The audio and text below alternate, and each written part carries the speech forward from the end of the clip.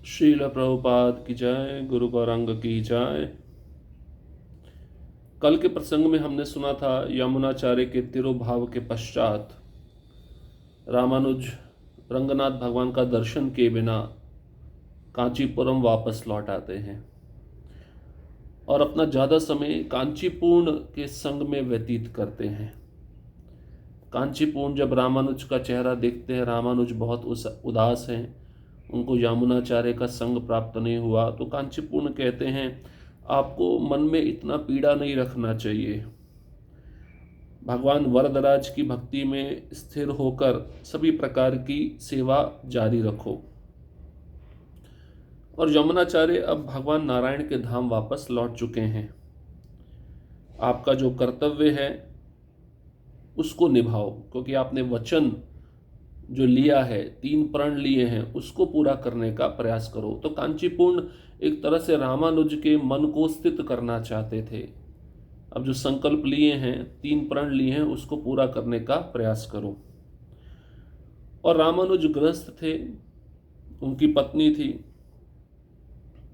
पुनः रामानुज कांचीपुरम के चरणों में गिरकर शिष्य बनने की याचना करते हैं।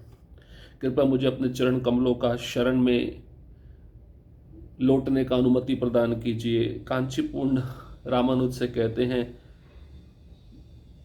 कि आप तो ब्राह्मण हैं, मैं तो शूद्र हूँ, मैं आपको दीक्षा कैसे दे सकता हूँ, मैं आपसे प्रणाम कैसे स्वीकार कर सकता हूँ। तो ऐसा कहकर कांचीपुरम भगवान वरदराज की सेवा के लिए चले जाते हैं और रामानुज विचार करते हैं कि कांचीपुरम मुझे स्वीकार क्यों नहीं कर रहे। कारण यही है कि मेरे हृदय में भक्ति भाव उत्पन्न नहीं हुआ, इसलिए कांचीपुरम मुझे शिष्य के रूप में स्वीकार नहीं कर रहे। तो रामानुज के मन में एक विचार आता है, क्यों ना मैं कांचीपुरम को अपने घर में प्रसाद के लिए आमंत्रित करूं, जिससे मैं उनको चिष्ट खा लूंगा और मेरे हृदय में भक्ति भाव उत्पन्न हो जाएगा। और कांचीपुरम भी रामानुज का आमंत्रण स्वीकार करते हैं। इनके घर में जाकर मैं प्रसाद लूंगा तो मैं भी 3 गुणों से मुक्त हो जाऊंगा। दोनों भक्तों की विनम्रता कितनी विशेष है। अब रामानुज घर पे आते हैं, तुरंत अपनी पत्नी रक्ष कंबल को बोलते हैं कि अच्छे अच्छे व्यंजन बनाओ, एक महान भक्त हमारे घर में प्रसाद लेने के लिए आ रहे हैं। कांचीपुरम बहुत ही बुद्धिमान थे। जब सारे व्यंजन बन गए, रामानुज कांचीपुरम को बुलाने के लिए आश्रम के लिए चल पड़े, तो कांचीपुरम दूसरे रास्ते से रामानुज के घर में पहुंच गए और तुरंत रामानुज की पत्नी को कहा कि आपने जो कुछ बनाया है माता, वह मुझे तुरंत परोस दें, क्योंकि मेरी सेवा का समय हो रहा है, मैं भगवान की सेवा छोड़ नहीं सकता हूँ। भगवान की सेवा छोड़ के अगर मैं यहाँ पे भोजन करूँगा तो ये इंद्र तृप्ति कहलाएगी। तो रक्ष कंबल ने कहा, रुकिए, मेरे पति आपको बुलाने के लिए गए हैं, आप थोड़ा समय प्रतीक्षा करिए। तो कांचीपुरम नहीं माने। अब रक्ष कंबल क्या करती है, रामानुज उनके पति वहां उपस्थित नहीं है। अब उसका व्यवहार कैसा होता है देखिए। अतः रक्ष कंबल ने कांचीपुरम के लिए एक आसन का प्रबंध किया तथा अत्यंत ध्यानपूर्वक उन्हें अपने द्वारा बनाए गए सभी व्यंजनों को परोसा। जैसे ही उन्होंने प्रसाद सेवन समाप्त किया, कांचीपुरम खड़े हुए तथा अपने भोजन स्थान को गोबर मिश्रित जल से स्वच्छ किया। उन्होंने रक्ष कंबल को अपने प्रणाम अर्पित किए तथा शीघ्रतापूर्वक निवास छोड़कर अपने पते को दूर स्थान में फेंकने के लिए ले गए। रक्ष कंबल ने शेष बचे संपूर्ण प्रसाद को एक शूद्र स्त्री को दिया तथा स्नान करने के पश्चात पुनः अपने पति के लिए पकाने लगी। कल हमने सुना था रामानुज की पत्नी रक्ष कंबल ये रिचुअल्स, रीति रिवाजों को ज़्यादा महत्व देती थी। भक्ति भाव नहीं था, लेकिन रीति रिवाज कहीं छूट ना जाए, इसके प्रति उसका विशेष ध्यान रहता था। अब सबसे बड़ी गलती क्या किया रक्ष कंबल ने, तुरंत आसन लगाया, कांचीपुरम बैठ गए, उनको जितने भी व्यंजन बनाए थे परोस दिया। रक्ष कंबल जानती थी शूद्र है, जबकि भक्त कभी शूद्र नहीं होता, किसी वर्ण और जाति से संबंधित नहीं होता। शूद्र जहाँ पे भी प्रसाद लेगा वो जगह अपवित्र हो जाएगी। रक्ष कंबल ने देखा ये शूद्र हैं, प्रसाद परोस दिया। जैसे ही कांचीपूर्ण प्रसाद तुरंत लिए, प्रसाद लेने के बाद कांचीपूर्ण खड़े हो गए और अपने जिस स्थान पे उन्होंने भोजन किया था उसी स्थान को गोबर के साथ जल मिलाकर स्वच्छ कर दिया, पवित्र बना दिया उस स्थान को। और रक्ष कंबल को प्रणाम किए कांचीपूर्ण शीघ्रतापूर्वक भगवान वरदराज की सेवा के लिए निकल पड़े। और जो पत्ता था, जिस पत्ते में कांचीपूर्ण प्रसाद लिए थे, उसको, उस पत्ते में जो प्रसाद बचा था, कांचीपूर्ण का उच्चिष्ट बचा था, रक्ष कंबल ने वो सारा प्रसाद एक शूद्र स्त्री को दे दिया। वो रखना चाहिए था अपने पति के लिए। रामानुज यही चाहते थे कि कांचीपूर्ण का उच्चिष्ट मुझे मिले, और रक्ष कंबल ने सोचा ये तो शूद्र हैं, इनको खिलाने के बाद मैं अपवित्र हो गई हूँ तो स्नान किया जाके, और अपने पति के लिए पुनः भोजन पकाने लगी। ऐसी स्त्री थी जो रीति रिवाजों को महत्व देती थी। और ब्राह्मण कुल में होने की वजह ये भी था कि घमंड था, गर्व था। शूद्र निम्न होते हैं, ब्राह्मण उच्च जाति में होते हैं। इस बीच रामानुज अपने निवास लौटे तथा अपनी धर्म पत्नी को अब भी पकाता हुआ पाकर बहुत आश्चर्यचकित हुए। उन्होंने पूछा, क्या कांचीपूर्ण यहाँ नहीं आए? आप पुनः क्यों पका रही हैं? आज प्रातः जो सब प्रसाद आपने तैयार किया वह कहाँ है? रक्ष कंबल ने उत्तर दिया, महात्मा कांचीपूर्ण यहाँ आए थे, परंतु उन्होंने कहा कि वे आपकी प्रतीक्षा नहीं कर सकते क्योंकि उन्हें मंदिर में सेवा करनी थी। अतः मैंने उन्हें उनका मध्याह्न प्रसाद परोसा तथा जो कुछ भी शेष था उसे एक शूद्र स्त्री को दे दिया। मैं आपको एक शूद्र के भोजन के अवशेष कैसे दे सकती थी?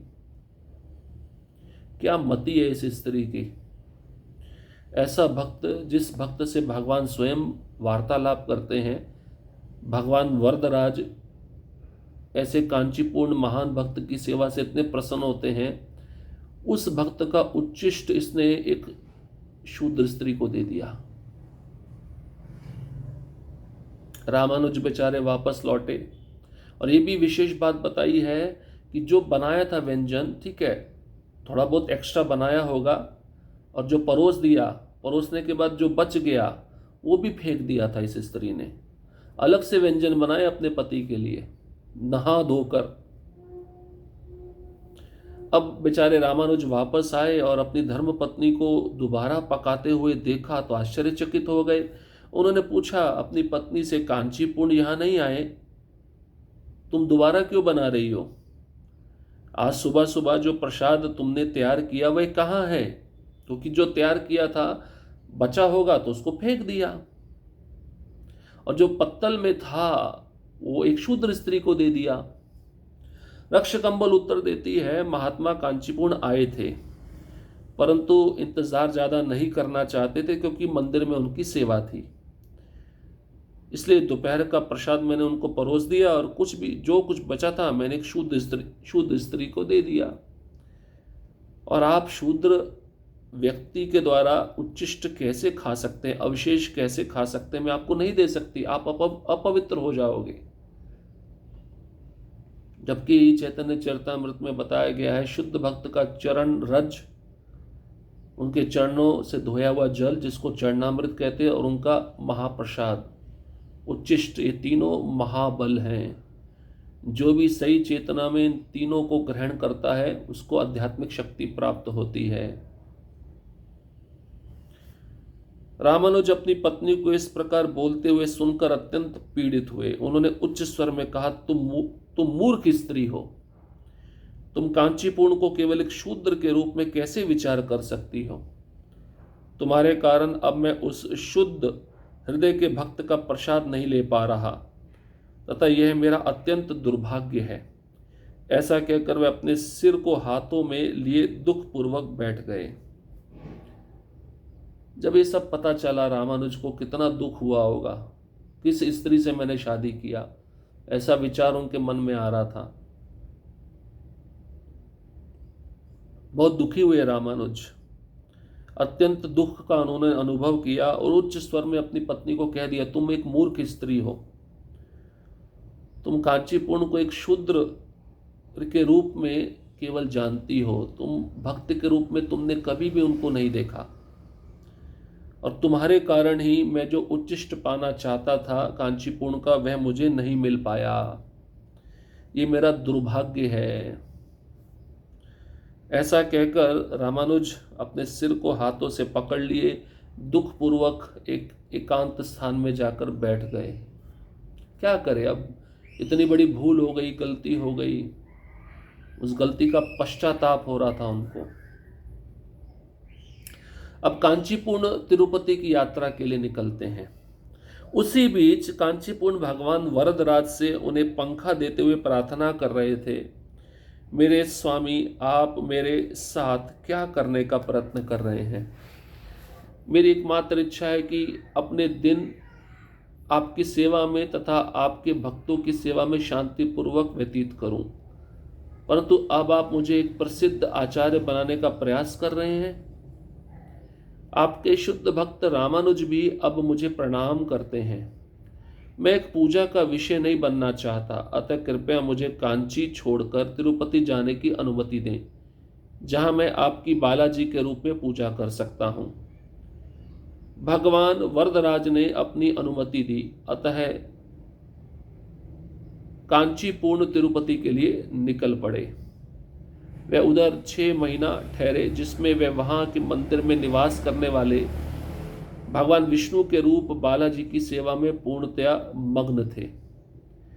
तत्पश्चात एक रात्रि भगवान वरदराज उनके स्वप्न में ये कहते हुए आए, मैं यहाँ कांचीपुरम में अत्यंत ताप से पीड़ित हूँ, आप लौटकर मुझे पुनः पंखा क्यों नहीं करते? कितना सुंदर है, देखिए। कांचीपुरण भगवान वरदराज के पास जाते हैं, कहते हैं कि आप मुझे किस दुविधा में डाल रहे हो? आप मेरे को प्रसिद्ध बनाना चाहते हो, आप मुझे आचार्य बनाना चाहते हो, मेरे साथ आप ऐसा क्यों कर रहे हो? मैं तो बनना नहीं चाहता हूँ। भगवान बनाना चाहते हैं, कुछ देना चाहते हैं, भक्त लेना नहीं चाहता। कांचीपुरण भगवान वरदराज को कहते हैं, मेरी एकमात्र इच्छा है आपकी सेवा में मेरे दिन बीते और आपके शुद्ध भक्तों की सेवा में मेरे दिन व्यतीत हों। मैं तो यही चाहता हूँ, शांतिपूर्वक चाहता हूँ।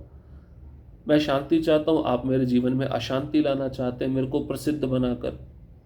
देखो, भक्त को सच में जो शुद्ध भक्ति के मार्ग पे चल रहा है, उसको किसी प्रकार का लाभ, पूजा, प्रतिष्ठा का इच्छा नहीं होता। ये सब क्षणिक है। शुद्ध भक्त इन सब अनर्थों से दूर रहता है। अब कांचीपुरण कहते हैं कि रामानुज भी मुझे प्रणाम करते हैं, इतने महान भक्त हैं, मैं नहीं चाहता कि वह मुझे प्रणाम करे। मैं तो शूद्र कुल में जन्मा हूँ, मैं पूजा का विषय नहीं बनना चाहता। मेरा कोई नाम ले, मेरा प्रसिद्धि, मेरा यश फैले, ये मैं नहीं चाहता हूँ। ये स्वयं कांचीपुरण भगवान वरदराज को कह रहे हैं। अब उनको पता था मैं यहाँ पे रहूँगा तो ये मुझे सम्मान, प्रसिद्धि मिलती रहेगी भगवान वरदराज की कृपा से। तो उन्होंने भगवान से कहा कि मुझे 6 महीने के लिए तिरुपति जाने का अनुमति दीजिए, मैं यहाँ पे नहीं रहना चाहता। आपका जो स्वरूप है बालाजी वेंकटाचल पर्वत पर, वहाँ पे जाकर मैं आपकी सेवा करूँगा। वहाँ पे मुझे कोई जानेगा भी नहीं, मेरा कोई प्रसिद्धि, मेरा कोई यश भी नहीं होगा।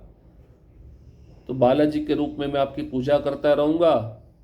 कृपया मुझे कांचीपुरम छोड़ने का आदेश दें, तिरुपति जाने का अनुमति दें।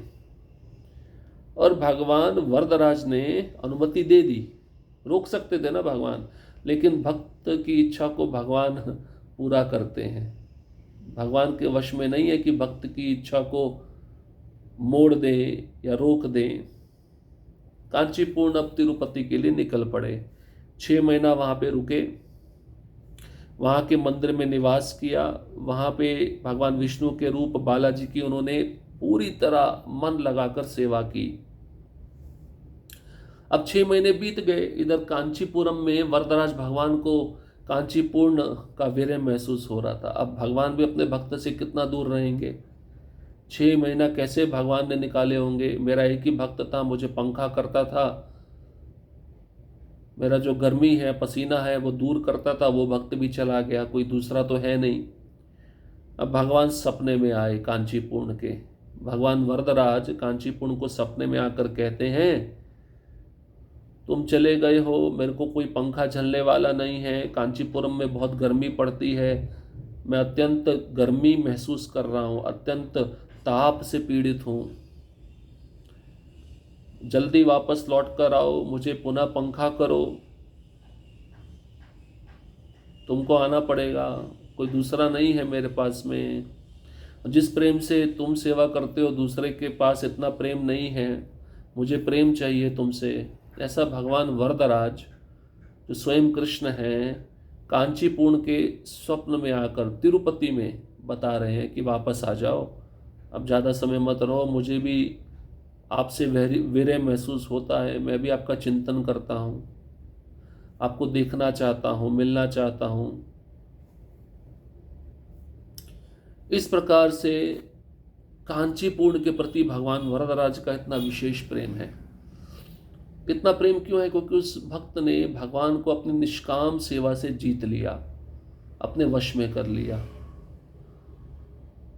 शूद्र कुल में जन्म लेते हुए भी भक्त महान होता है, क्योंकि वह अपना तो उद्धार कर ही लेता है, उसको अपने उद्धार की कोई चिंता नहीं होती, वह अपने परिवार के समस्त सदस्यों का भी उद्धार कर लेता है। इसलिए भक्ति, और वो भी शुद्ध भक्ति, बहुत विशेष है। शुद्ध भक्ति के मार्ग पे ही हमें चलना चाहिए। इस प्रकार की पूजा, लाभ, प्रतिष्ठा, प्रसिद्धि, इससे बचना चाहिए।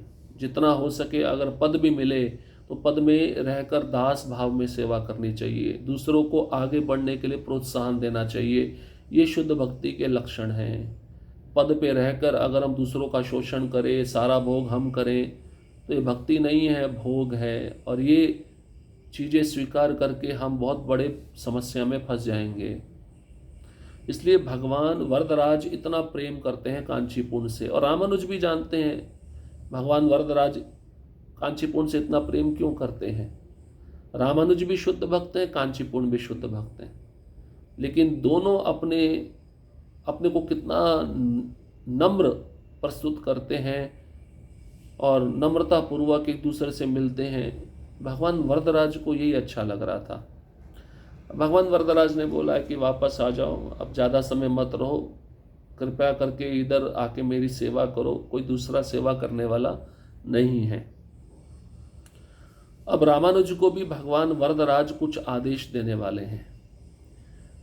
जो संकल्प रामानुज ने लिया यमुनाचार्य के भगवत धाम लौटने के बाद, रामानुज को भगवान वरदराज उन संकल्पों की याद दिलाने वाले हैं। शायद वो संकल्प किस प्रकार से पूर्ण होंगे इसका भी भगवान वर्णन करने वाले हैं रामानुज को।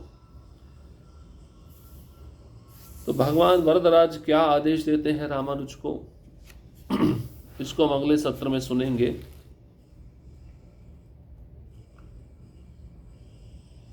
थोड़ा वार्तालाप भी है, प्रश्नोत्तर भी है। हरे कृष्णा कृष्ण कृष्णा हरे हरे, हरे राम राम राम हरे हरे। श्रील प्रभुपाद की जय, गुरु गौरांग की जय।